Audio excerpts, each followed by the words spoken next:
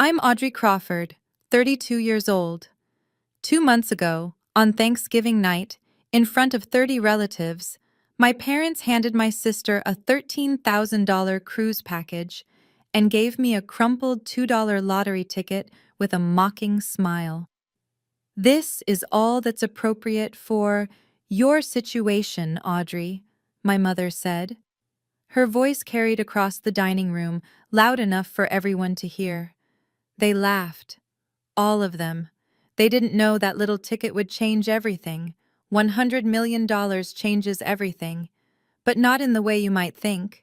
Before I tell you this story, if you find it compelling, please take a moment to like and subscribe, but only if you genuinely want to come along for this ride. And let me know where you're watching from, what time it is there. I always love knowing where my new friends are tuning in from around the world. Now, let me take you back 2 months ago, to Thanksgiving night. The night everything began to crumble. The Crawford family Thanksgiving was always a production. Not in the warm Hallmark movie sense, more like a stage where everyone performed their assigned roles. I pulled into my parents' driveway at exactly 5 o'clock, carrying a homemade autumn salad and a bouquet of dahlias I'd grown myself. The flowers were deep burgundy, perfect for the season. I'd spent 3 months nurturing them. My mother opened the door before I could knock. "Oh, Audrey." Her eyes flicked to the bouquet, then away. "Still playing with plants, I see." Behind her, I heard squealing. Vivian had arrived. Mom rushed past me, arms outstretched. "There's my girl! Oh, that dress is stunning. Is it new?" I stood in the doorway, holding my flowers, watching my mother embrace my sister like she hadn't seen her in years. It had been 2 weeks. Inside, the house buzzed with relatives, aunts, uncles, cousins I barely recognized. Dad sat in his leather recliner, deep in conversation with Marcus, my brother-in-law. He didn't get up when I entered.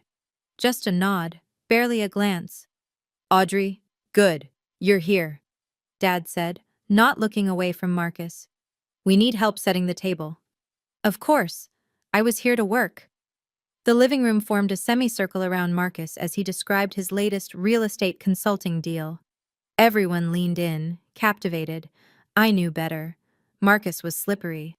But I had no proof, just instinct. Aunt Marlene caught my eye across the room.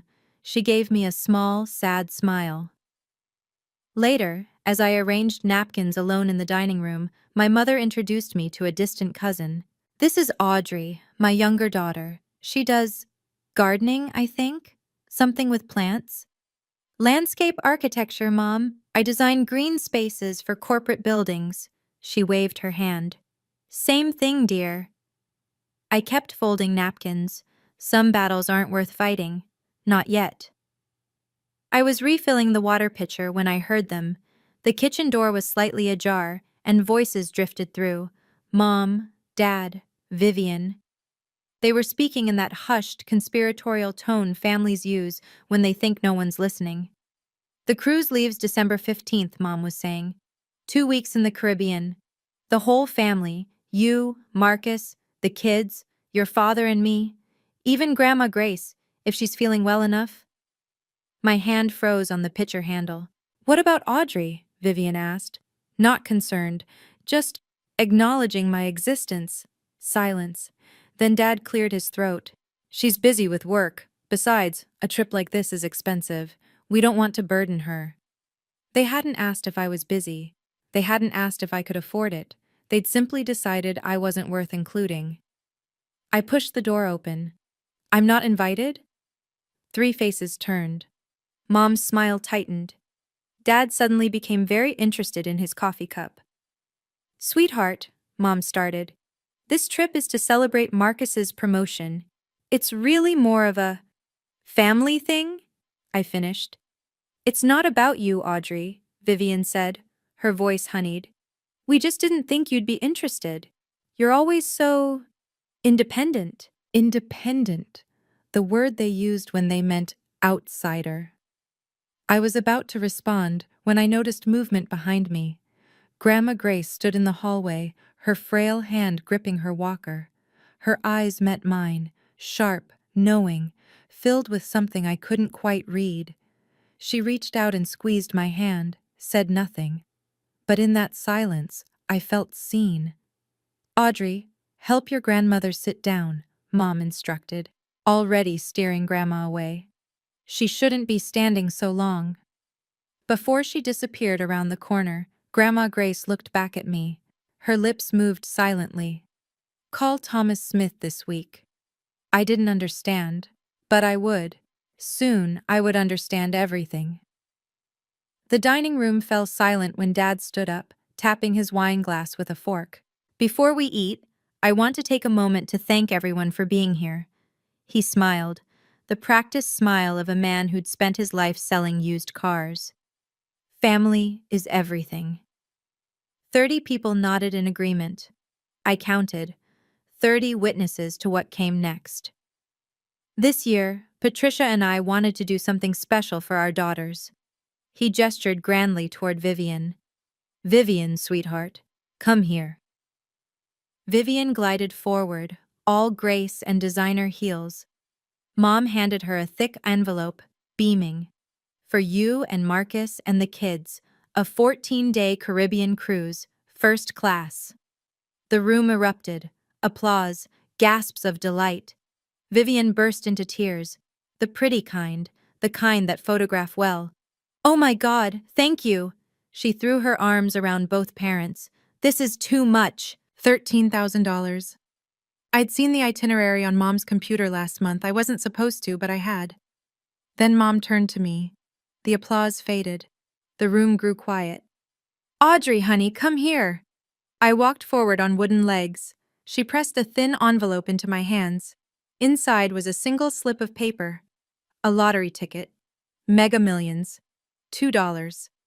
"This is what suits your situation, dear." Mom's smile didn't reach her eyes.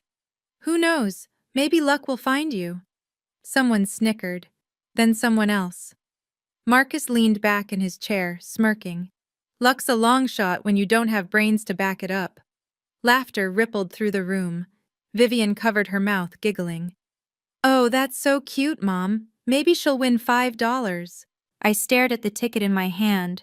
My face burned, but somewhere deeper something shifted. Cracked. Broke free. I smiled. "Thank you, Mom. I'm sure this will be exactly what I deserve." No one noticed the edge in my voice, but I did. The laughter was still echoing when a voice cut through. "Gerald, Patricia, this is not right." Everyone turned. Grandma Grace stood at the edge of the room, her small frame trembling with the effort of standing without her walker. Her voice was thin, but it carried. "You cannot treat Audrey this way. Not in front of everyone. Not ever." The silence that followed was different from before, heavier, uncomfortable. No one had expected the family matriarch to speak. Dad's jaw tightened. "Mother, please." "I am not finished." But Mom was already moving, her heels clicking against the hardwood. She wrapped an arm around Grandma Grace with practiced efficiency. "You're tired, Mom. Let me take you to lie down." "Patricia, I'm not." "The doctor said you need rest. Come on." I watched, helpless, as my mother guided my grandmother toward the guest room. Grandma Grace looked back at me over her shoulder. Our eyes met. She nodded. Once, deliberately. Then her gaze shifted, just slightly, toward her old leather handbag sitting on the armchair by the window, the one she always carried, the one no one was ever allowed to touch. The door closed behind them. The room exhaled. Conversations resumed. The moment passed like it had never happened. But I saw Aunt Marlene watching me from across the room. Her face was pale. She looked like she wanted to say something, then thought better of it. I excused myself to the bathroom, locked the door, stared at my reflection. The lottery ticket was still crumpled in my fist. $2. That's what they thought I was worth. But Grandma had said something. Thomas Smith. A lawyer. Why would my grandmother, who had no lawsuits, no legal troubles, want me to call a lawyer? I didn't know yet. But something told me I was about to find out. It was nearly midnight when I started cleaning up, alone, as usual. Most guests had left. Vivian and Marcus had retreated to the living room to plan their cruise wardrobe. My parents were seeing off the last relatives. I was gathering dishes from Dad's study when I saw them. Papers, scattered across his desk like he'd left in a hurry, bills with red overdue stamps, a letter from a collection agency, and beneath it all, a document that made my blood run cold. A loan agreement, signed by my father, co-signed by Marcus Pierce. $180,000. The interest rate was predatory, the kind you only see from people who operate in shadows. My hands were shaking as I flipped to the next page. It was worse. Collateral documents for Grandma Grace's house. The house where she'd lived for 50 years. The house where my mother grew up. The house that was supposed to be Grandma's until she passed. There was her signature, shaky, uneven, dated from 6 months ago. The same month she'd fallen and spent 2 weeks hospitalized, drugged up on pain medication. They'd made her sign when she wasn't herself. I pulled out my phone. My heart was pounding so hard I could hear it in my ears. I photographed everything, page after page. I didn't know what I would do with these pictures. I didn't have a plan. But I understood something now. The favoritism wasn't about love. It wasn't about Vivian being the golden child. I was the threat. I was the one who might ask questions, who might notice things that didn't add up. They needed me small, silent, invisible. That's why I got a $2 lottery ticket. I slipped out the back door, photos saved, mind racing. For the first time in my life, I wasn't going to stay quiet. 1 week after Thanksgiving, I called Aunt Marlene. She picked up on the second ring. Audrey? Aunt Marlene, I need to ask you something. What is it, honey? Is Dad in serious debt? Silence. Long. Heavy. You know something, don't you? I pressed. How did you find out? I saw papers, at the house, a loan agreement with Marcus. Audrey. Her voice dropped to a whisper. Don't talk about this on the phone. Why not? Because there are things you don't know yet. About Marcus. About your father. My grip tightened on the phone. What things? Not here. Not like this. Meet me Saturday. The coffee shop on Elm Street. 2 o'clock. Aunt Marlene, please. And Audrey? She hesitated. Don't trust anything Marcus tells you. He's not who he pretends to be. The line went dead. I sat in my apartment staring at the lottery ticket on my kitchen counter. I'd forgotten about it since Thanksgiving. It had been sitting there, crumpled and ignored, like me. Maybe it was time to check the numbers. I pulled up the Mega Millions app, entered the numbers, watched the little loading wheel spin. The first number matched. My heart skipped. The second number matched. I stopped breathing. Third, fourth, fifth, all 6. I refreshed the app. Same result. I went to the official website. Same numbers. Same result. $100 million. I didn't scream. I didn't cry. I just sat there, perfectly still, for what felt like hours. Then I did the first thing that came to mind. I Googled, lottery winner, what to do first. And then I remembered Grandma Grace's words. Thomas Smith. It was time to make that call. I didn't tell anyone. Not a single soul. For 3 days, I walked through my life like a ghost wearing human skin. I went to work, answered emails, smiled at clients, all while carrying a secret worth 9 figures in my pocket. Every time my phone buzzed with a message from Mom or Vivian, I felt nothing. The number in my bank account, once it cleared, would be larger than anything they could imagine. But that wasn't what consumed me. It was the power. Not over them, over myself. For 32 years, I'd been the invisible one, the afterthought, the gardener. Now I had options they couldn't take away. I didn't call my parents, I didn't call Vivian, I didn't post on social media or buy a sports car or do any of the things lottery winners are supposed to do. Instead, I called Thomas Smith. Miss Crawford?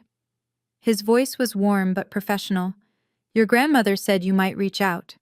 She told me to call you. I don't know why. Perhaps you should come to my office. There are some matters we need to discuss. About the lottery? A pause. You've won something? $100 million. Another pause, longer this time. Then we definitely need to talk.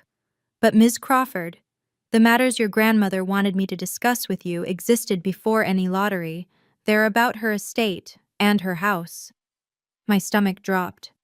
What about her house? It's better if I show you in person. Can you come tomorrow? Yes. And Ms. Crawford? Don't mention this call to anyone in your family. Not yet. I hung up, stared at my reflection in the dark phone screen. The lottery ticket had given me money, but Thomas Smith was about to give me something far more valuable. The truth. Thomas Smith's office smelled like old books and expensive leather. He was older than I'd expected, early 60s with silver hair and kind eyes behind wire-rimmed glasses, the kind of lawyer who still believed in doing things right. Please, sit. He gestured to a chair across from his mahogany desk. I sat. What did my grandmother want you to tell me? He slid a folder across the desk. 10 years ago, your grandmother established a trust fund. In your name. A trust fund? $500,000. The room tilted. What? I never knew. She wanted it that way. She was afraid. Afraid of what? Thomas's expression softened. Afraid your mother would find a way to take it from you. I opened the folder with trembling hands. Legal documents, bank statements, all of it real. There's more, he said gently. The house, your grandmother's house. I saw the papers. My father cashed it in. He nodded. The deed was signed 6 months ago, the day after your grandmother was hospitalized. She was on heavy pain medication, barely coherent. I felt sick. That's fraud. Potentially. The signature is shaky. The timeline is suspicious. But proving coercion is difficult without witnesses. She didn't know what she was signing? I don't believe she did. He leaned forward. Ms. Crawford, your father owes Marcus Pierce $180,000. The house was collateral. If he defaults, Marcus gets the property. The pieces clicked into place. The favoritism, the exclusion, the $2 lottery ticket. I was never meant to find out. What can I do? What can? With your resources now, you have options. We can challenge the deed. We can pay off the debt and remove the lien. We can protect your grandmother. I looked at the trust fund documents. $500,000 from Grandma Grace. $100 million from a crumpled lottery ticket. Let's protect her. Okay, let me pause here for just a moment. I know what you're thinking. Audrey, what are you going to do? Are you going to get revenge? But this isn't a revenge story. This is a story about truth. If you want to find out what happens next, let me know in the comments. Have you ever been treated unfairly by your own family? Hit that like button if you're on my side. Now, let me tell you what Aunt Marlene revealed. The coffee shop was nearly empty when Aunt Marlene arrived. She looked different than at Thanksgiving. Older somehow. Tired. She slid into the booth across from me, clutching her purse like a lifeline. Thank you for meeting me, I said. I should have said something years ago. Her voice was barely above a whisper. But Patricia, you know how she is. Tell me about Marcus. Marlene's hands trembled as she reached for her coffee. He's not a consultant. Not really. He lends money to desperate people with interest rates that would make a loan shark blush. I suspected something. There's more. She pulled out her phone, scrolling through her gallery. 2 months ago, at your parents' anniversary party, Marcus left his phone unlocked on the counter. I wasn't snooping. I was just looking for mine. She turned the screen toward me. Text messages between Marcus and someone named Diana. The words were explicit, romantic, and damning.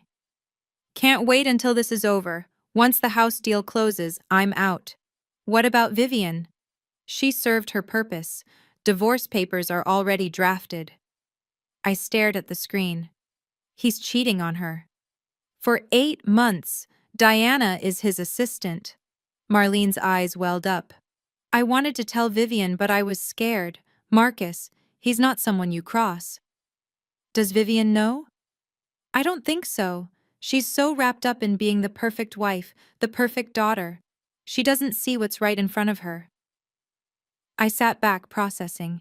My sister wasn't my enemy. She was another victim. She just didn't know it yet. Thank you, Aunt Marlene. I reached across the table and squeezed her hand. You did the right thing. She wiped her eyes. I'm sorry I waited so long, Audrey. I'm so sorry. It's not too late, not yet. The nursing home smelled like antiseptic and fading flowers. Grandma Grace's room was small but sunny, with windows overlooking a garden that desperately needed professional help. My professional help. She looked smaller than I remembered, frailer. But when I walked in, her eyes lit up with the same sharpness I'd always known. Audrey. She reached for my hand. You came. Of course I came. I pulled a chair close to her bed. Grandma, I talked to Thomas Smith. Her grip tightened. Good. He's a good man. Why didn't you tell me? About the trust? Because your mother would have found a way to take it. Her voice was firm despite its weakness. You were the only one who never asked me for anything, never expected anything. That's how I knew you were the one who deserved it. Tears burned my eyes. Grandma. And the house, she continued. They made me sign papers. I don't remember it clearly. Everything was foggy. I was in pain. I know. Thomas explained. We're going to fix it. She studied my face. There's something else.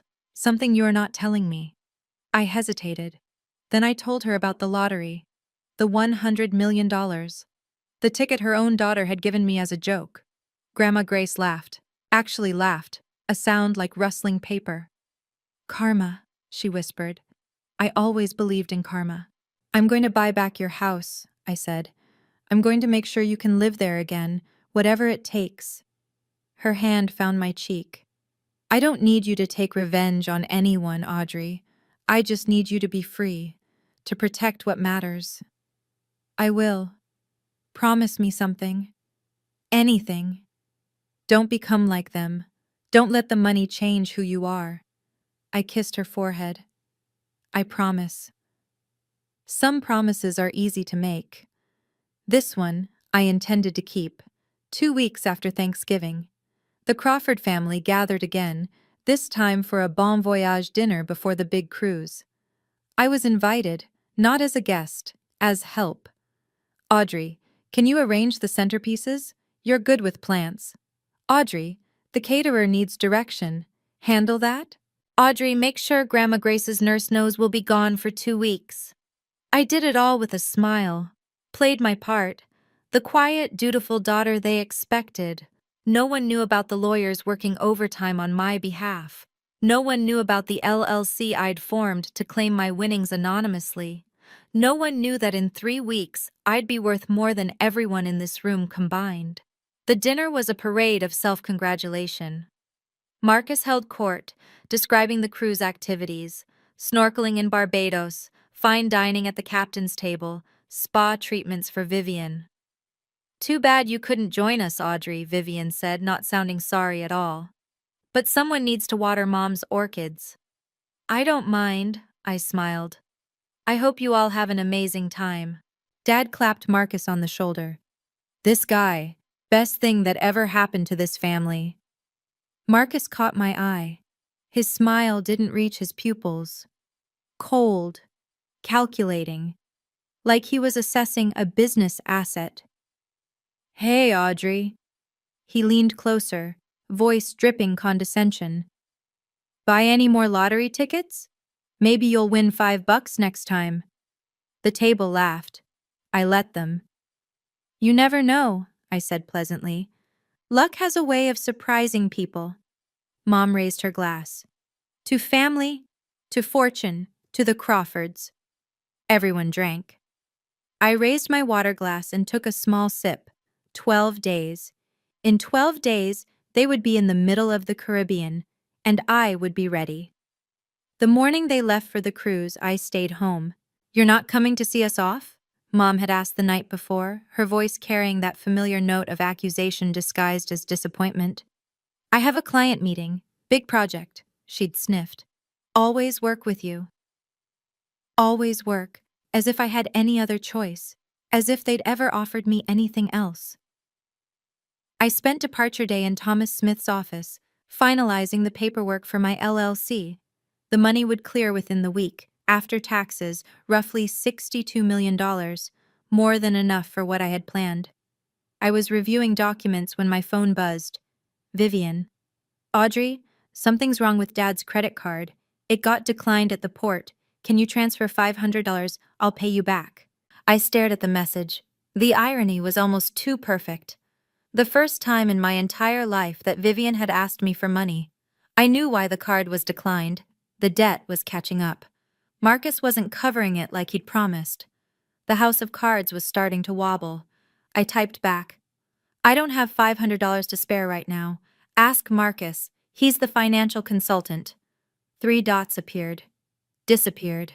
Appeared again. Never mind, we figured it out. I didn't ask how. I didn't care. What mattered was that they were on that ship now. All of them. Mom, Dad, Vivian, Marcus. Trapped in the middle of the ocean for the next 2 weeks. I turned back to Thomas. "How soon can we file the challenge on the house deed?" "Monday, once you're ready to make your move." I looked out his window at the city below. Somewhere out there, a cruise ship was sailing toward the Caribbean, and I was preparing my own kind of voyage. Day 3 of the cruise. I posted a single Instagram story. Just me, standing in front of Grandma Grace's house. The house that was supposedly no longer hers. The caption was simple: "Home renovation project starting soon." I knew Dad would see it. He checked social media obsessively. It was his only way of knowing what his daughters were really up to. The same day, the local news ran a story. Mega Millions jackpot claimed. Winner remains anonymous.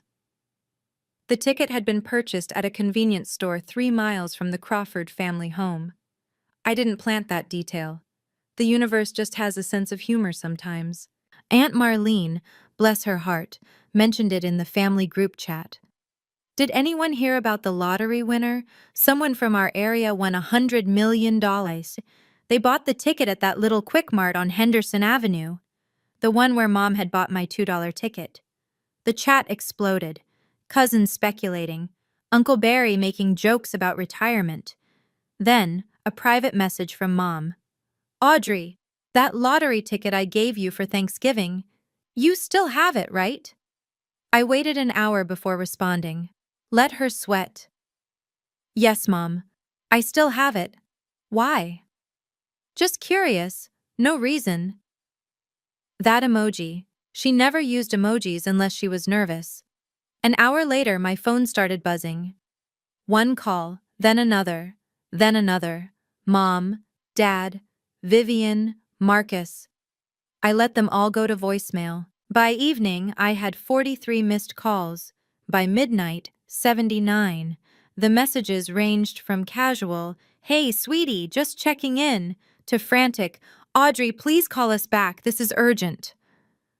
I turned my phone face down on the nightstand. Tomorrow I would call them, but on my terms, and with an audience.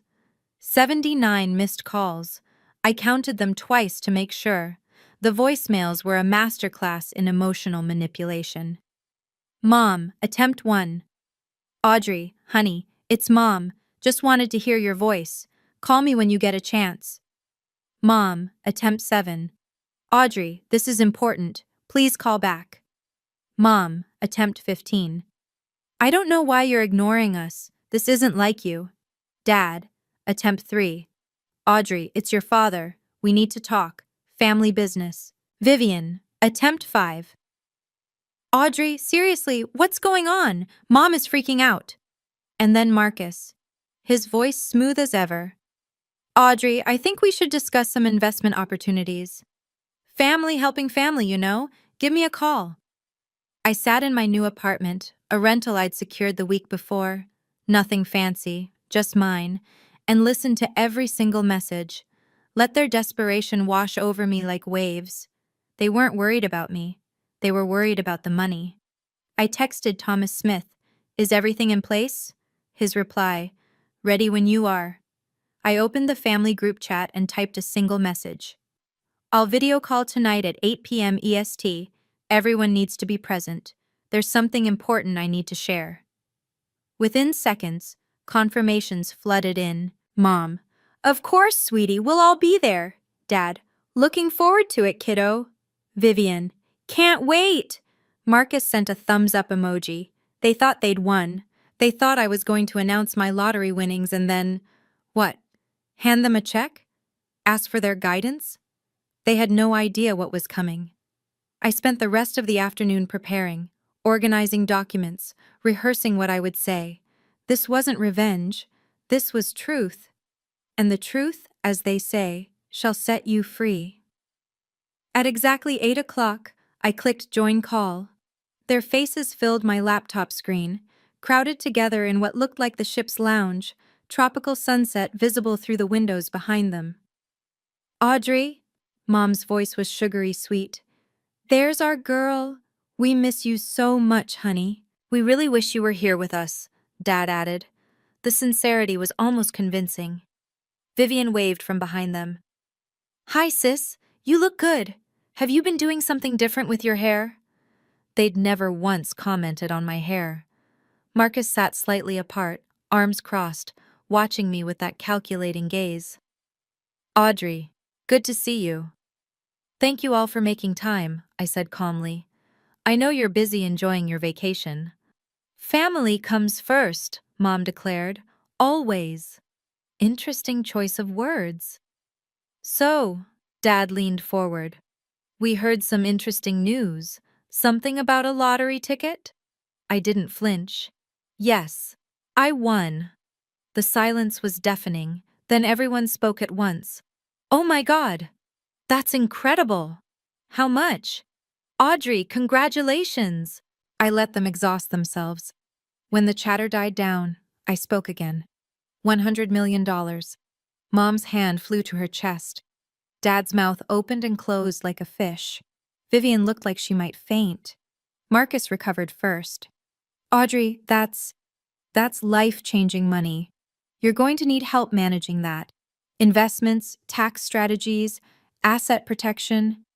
"I have a lawyer," I interrupted. "Sure, but a family member who understands finance." "Marcus," my voice was steady, "before we talk about money, there are some things this family needs to know." His smile flickered. "What kind of things?" "The truth." I shared my screen. "Let me show you." The first document appeared, the loan agreement with Marcus's signature, and everything changed. "This," I said, "is a loan agreement between my father and Marcus. $180,000 at 32% interest." Dad's face went white. "Where did you—" "And this," I continued, clicking to the next document, "is the deed to Grandma Grace's house. Signed over as collateral, dated the same week she was hospitalized, barely conscious from pain medication." Mom's mouth opened. No sound came out.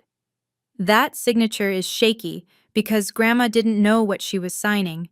My lawyer has medical records confirming she was heavily medicated. This could be considered fraud." "Audrey, this is family business," Dad started. "I'm not finished." I clicked again. This time screenshots filled the screen. Text messages between Marcus and Diana, explicit, unmistakable. "These are messages between Marcus and his assistant Diana. They've been seeing each other for 8 months. Vivian's face crumpled. "What?" "Once the house deal closes, I'm out," I read aloud. "She served her purpose. Divorce papers are already drafted." "That's not—" Marcus stood up, his chair scraping against the floor. "Those are fabricated. She's lying." "Am I?" I looked directly at my sister. "Vivian, ask him. Look at his face and ask him." Vivian turned to Marcus. Her voice was barely a whisper. "Marcus?" He didn't answer. He grabbed his phone and walked out of frame. Mom started crying. Dad just sat there, stunned. "Here's what's going to happen," I said quietly. "I'm using my money to pay off the loan and clear the lien on Grandma's house. The deed will be transferred back to her, legally protected. None of you will have any claim to it." "Audrey," Dad pleaded, "we're family. Family doesn't steal from 90-year-old women." I kept my voice level. "And I'm not done." "Okay. I know a lot of you are screaming, 'yes,' at your screens right now. But hold on.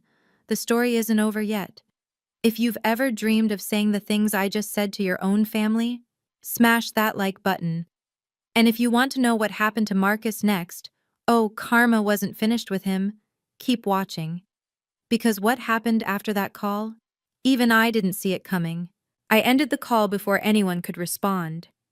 The last thing I saw was chaos. Vivian crying, Mom shouting something I couldn't hear, Dad sitting motionless with his head in his hands. Marcus was nowhere to be seen. My apartment was silent. Just me and the fading sunset through the window. I'd imagined this moment for weeks.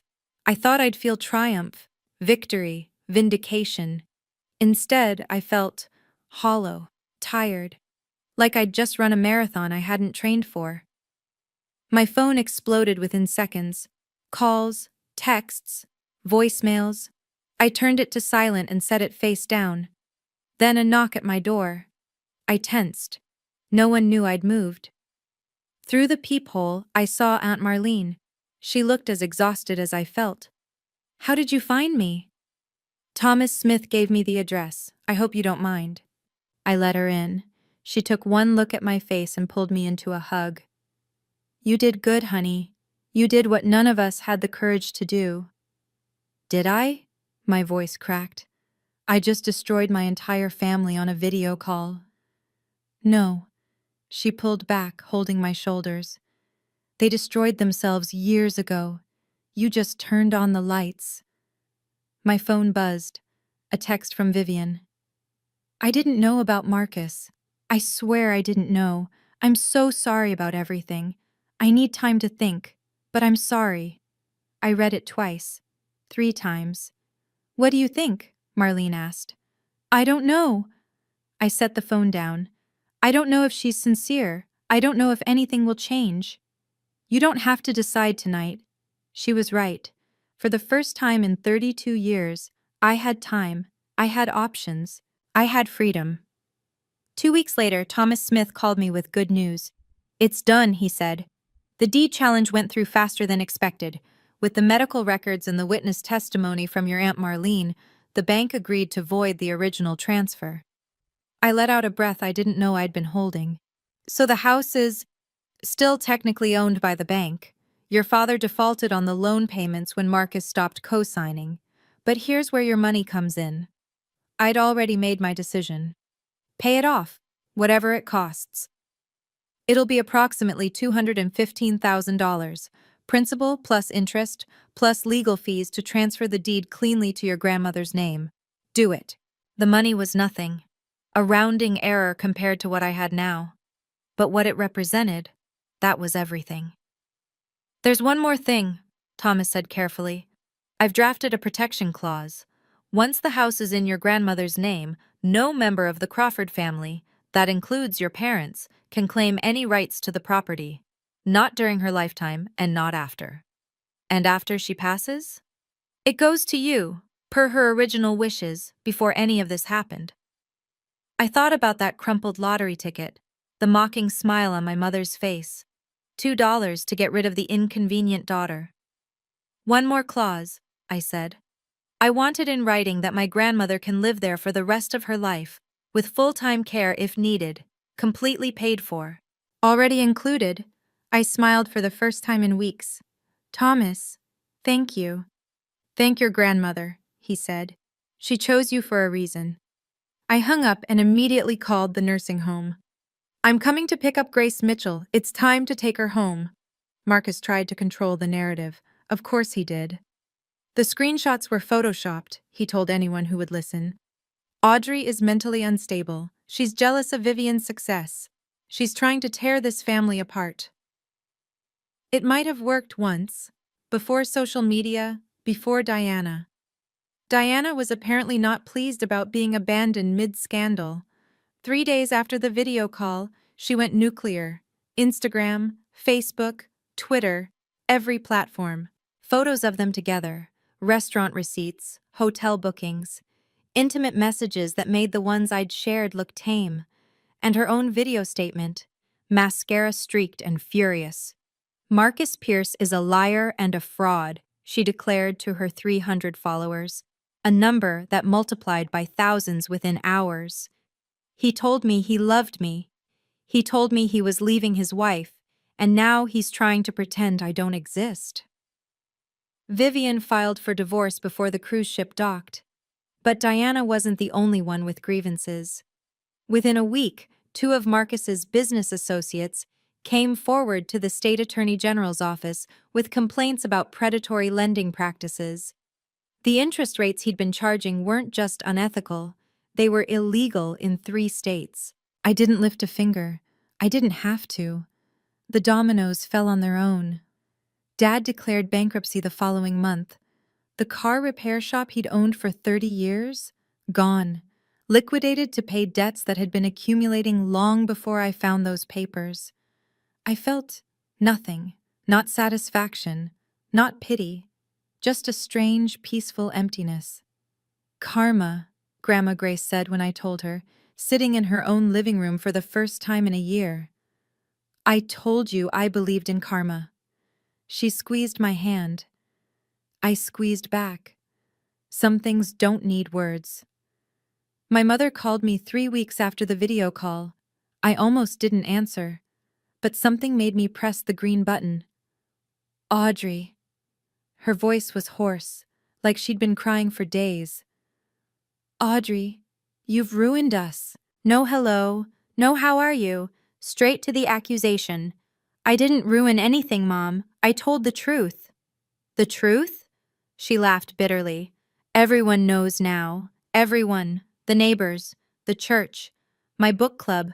I've been going to that book club for 18 years, and now they won't even return my calls. I'm sorry that's happening.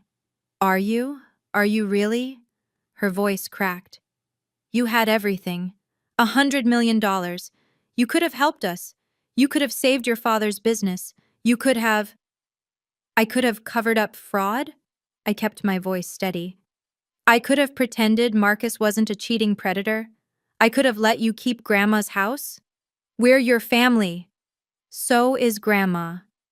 Silence. Mom, I said quietly, I'm not blocking your number. If you ever want to have a real conversation, one where you acknowledge what you did, not just what you lost, I'll be here. But I won't listen to you blame me for consequences you created. You're so cold. When did you become so cold? I learned from the best. She hung up. It was the last time we spoke for 6 months. Dad never called at all. I heard through Aunt Marlene that they'd moved into a small apartment across town. He was working as a mechanic for someone else's shop now. Mom had taken a job at a grocery store. I didn't gloat. I didn't feel vindicated. I just kept living my life. Because that was always the point. Not to punish them, but to finally live free.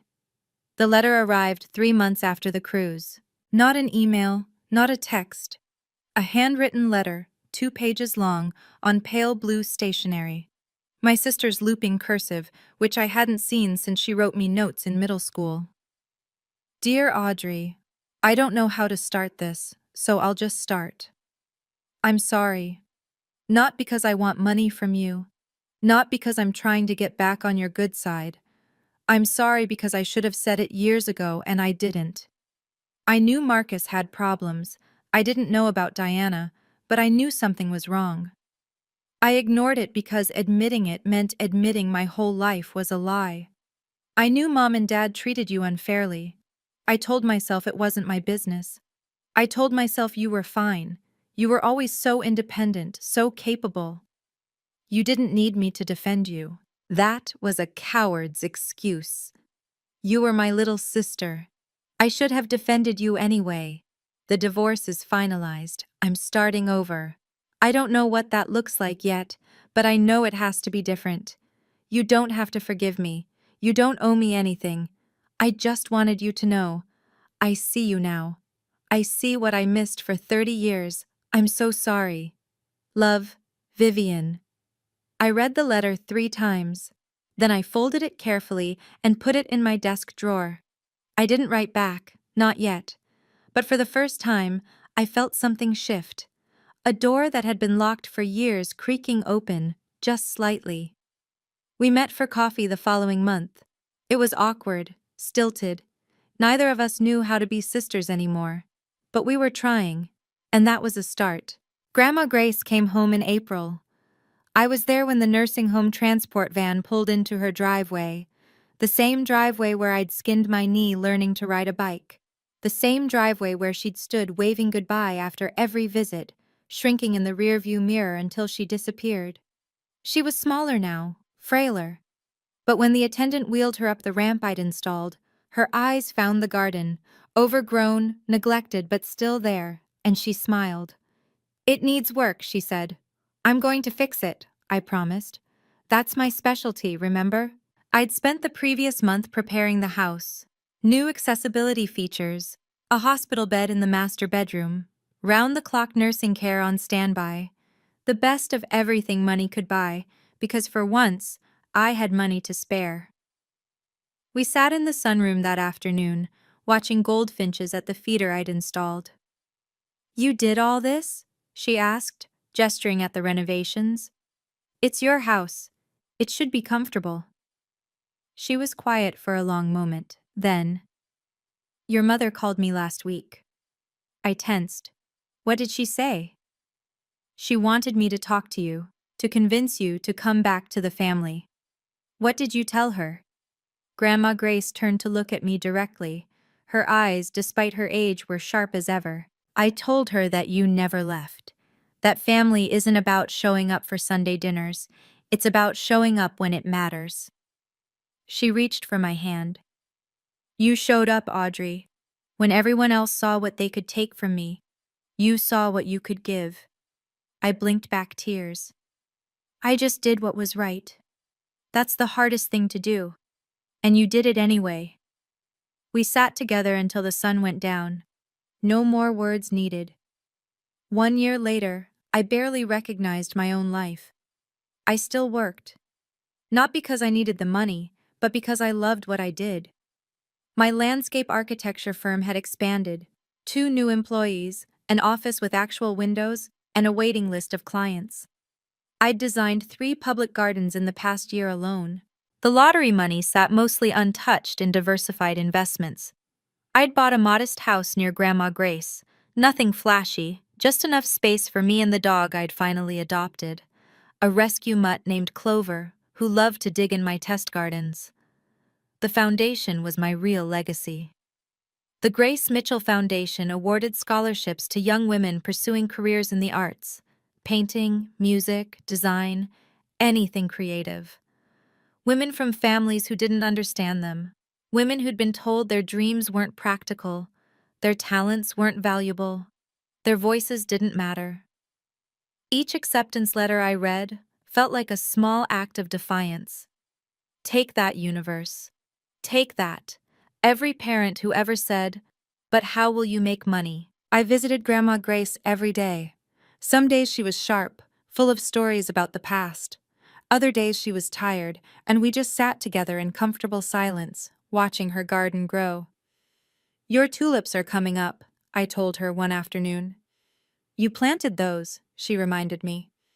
"They're still yours." She smiled. "Everything good I have is because I shared it with people who appreciated it. Remember that." I would. I was living proof of it. The money didn't make me happy. It gave me options, freedom from other people's expectations, room to breathe. Happiness came from somewhere else entirely, from work that mattered, from relationships built on truth, from the simple act of being exactly who I was. People ask me about my family sometimes, where they are, if we've reconciled. The honest answer is complicated. My parents live in a small apartment across town. Dad works as a mechanic.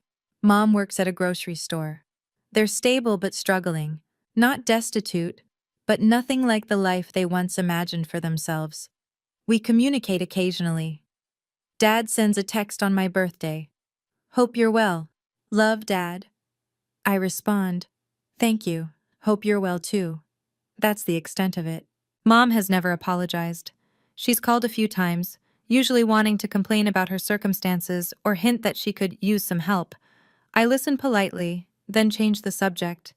Sometimes she hangs up in frustration. Sometimes we manage a few minutes of civil conversation before the resentment creeps back in. I'm not ready to let them back in.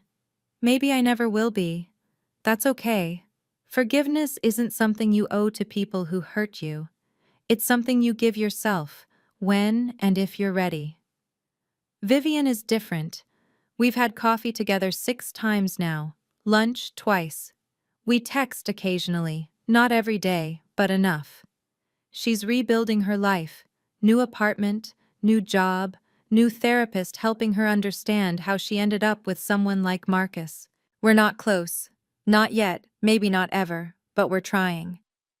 I didn't realize how messed up our family was until I got out, she told me last month. I thought that was normal. I thought I was lucky. We both believed what we had to believe to survive. She nodded. Didn't cry for once. Progress. As for Marcus, I don't know where he is and I don't care. Some people don't deserve space in your thoughts. I've made my peace. I'm moving forward. That's enough. People always ask me the same question. Did $100 million change your life? The answer surprises them. No, not really. What changed my life was a moment. A single crystallizing moment when I realized that I had spent 32 years waiting for people to see my value. And they never would. Not because I wasn't valuable, but because they weren't looking. The lottery ticket was a gift. Not because of what it was worth, but because of what it revealed. The people who should have loved me only cared when they thought I had something they wanted. That revelation was worth more than any jackpot. If you're watching this and you're in a family that doesn't see you, I want you to know something. You don't need $100 million to free yourself. You don't need luck. You don't need permission. You need one decision: to stop letting other people define your worth. Set your boundaries. Walk away from tables where you're only invited to serve. Build your own table if you have to. The money gave me options, but the power was always mine. I just didn't know it until someone handed me a $2 lottery ticket with a smirk and thought they'd put me in my place. They put me in my place, all right. Just not the one they expected. I'm Audrey Crawford, 33 years old, landscape architect, dog mom, granddaughter, philanthropist, and most importantly, I'm a woman who finally chose herself. That's the real jackpot. Thanks for listening to my story. If you've been through something similar, drop your story in the comments. I read every single one. Like and subscribe if this resonated with you. And check the description for more stories like this one. Until next time, know your worth, and don't let anyone hand you less. Thank you so much for staying with me until the end of this journey. If you've ever felt invisible in your own family, I see you. Drop your story in the comments.